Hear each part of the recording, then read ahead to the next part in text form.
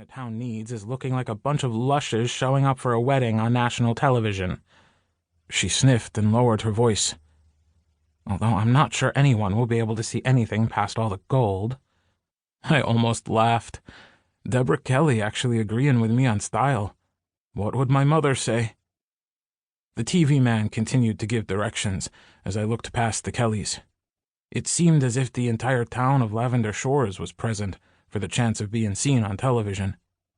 I didn't blame anyone. It was fun, and we were proud of our town.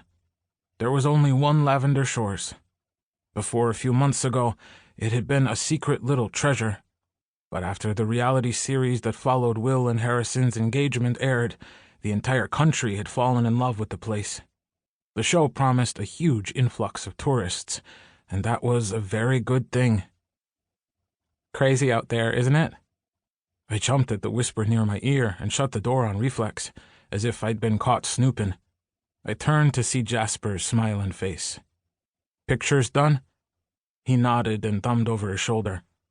"Yeah, finally. They want us all to go out to the groomsmen's rooms. They need shots of us getting ready. Even though we won't be live yet, they'll use them for behind-the-scenes clips or something." "They want us to get ready again? Didn't we already do that?" Jasper shrugged and pushed up his glasses. "Remember, one of their cameras wasn't working? Now we do it again." "Oh, right. Well, whatever. Like it mattered. As one of the groom's brother's friends, I was a side character in this tale. Maybe if we get dressed again, we can change out these horrid bow ties and vests for something a little less metallic. I'd settle for neon at this point."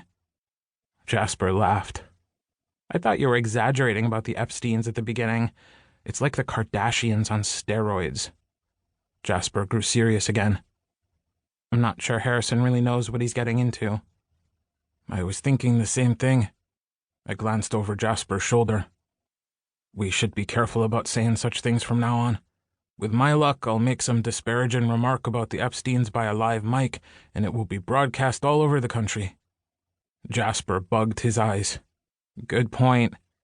My parents would skin me alive if I embarrassed the Rivera name on national television." "True. Your mother's scarier than Kimberly Epstein. And she's proud of that." Jasper gave a shudder. "To think I allowed myself to miss out on joining the cult." He exhaled in exaggerated relief.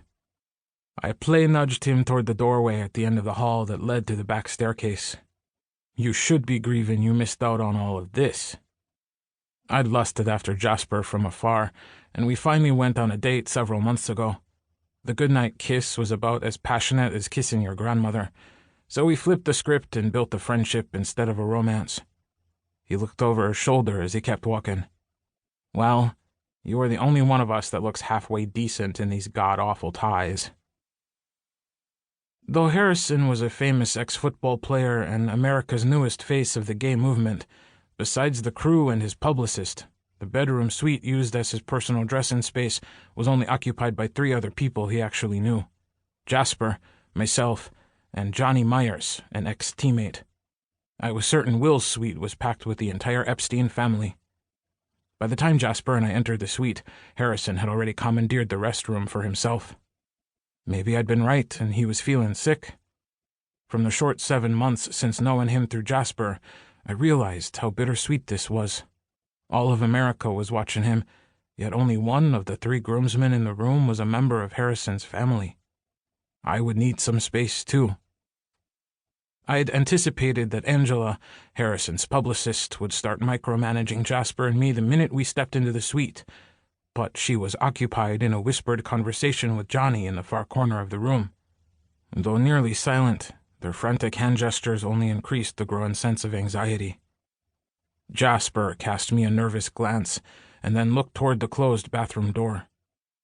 "I can't do this." Johnny started to step around Angela, but though she was probably a third his size, she stopped him with a hand on his chest. She whirled toward the cameraman. "You're not filming this, right?" The poor guy shook his head like he expected her to slit his throat. "Good. Keep it that way." She refocused on Johnny. "You can do this, and you are going to do this. You're under contract, and you're getting a hefty paycheck and priceless exposure." To keep listening to this audiobook, I've left you a link in the description so you can do it, at no cost thanks to Audible's 30-day free trial.